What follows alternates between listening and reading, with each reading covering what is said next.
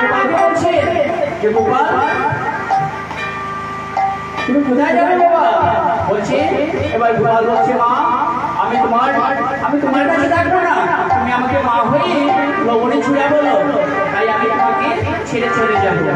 এবার মা যশোমতী গোপালকে বলছে গোপালের তুমি জানো না গোপাল তোমাকে কত ভালোবাসি, তোমাকে ছাড়া আমি এক দণ্ড থাকতে পারি না গোপাল, তাহলে তুমি কোথায় যাবে? আচ্ছা বাবা তুমি যেভাবে বলছো যে আমাকে ছেড়ে চলে যাবে, তুমি কোথায় যাবে? এবার গোপাল বলছে মাকে যে মা আমি কোথায় যাবে জানো? যমুনা পার হইয়া যাবো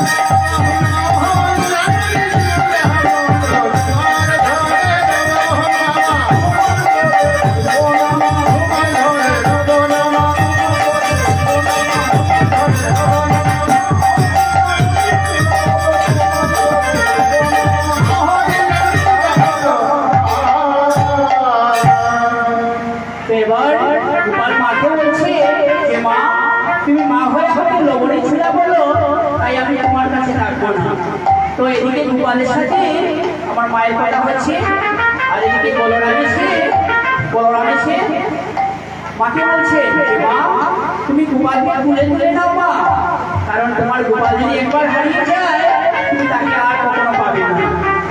তোমার গোপাল যখন আমরা যখন পুষ্প পূজাতে যাই, গোপাল যখন ওখানে চোখ থেকে একটু সময় এক পলকের জন্য হারিয়ে যায়, তখন আমাদের অনেক কি অবস্থা হয়।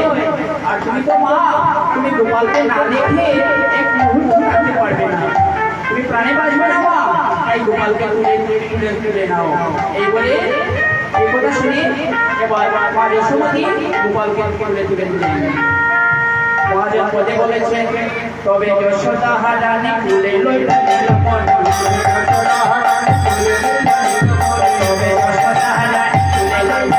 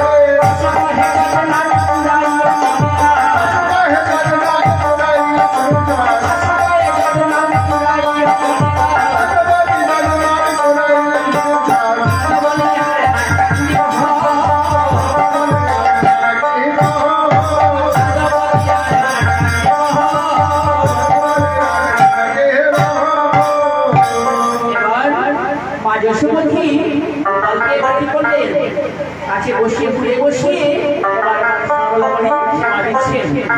আর ছোট রাধারানী এবার এসেছে। ছোট রাধারানী এসে এবার মাকে কি বললেন, রাধিকা রানীর পাশে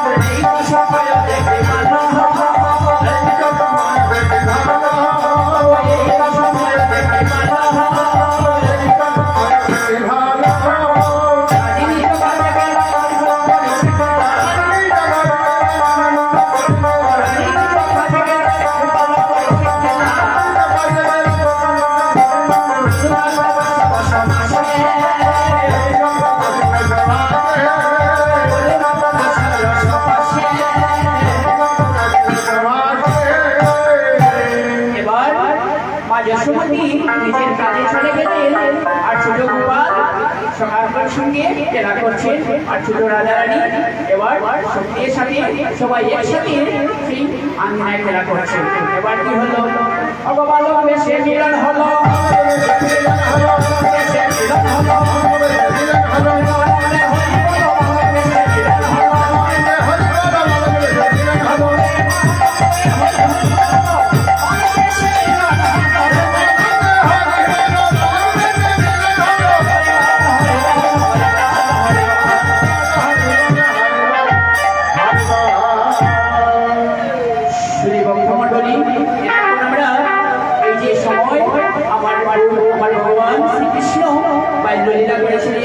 তাই আমরা এতক্ষণ কিছু সময় আমরা বাল্যলীলা আস্বাদন করলাম।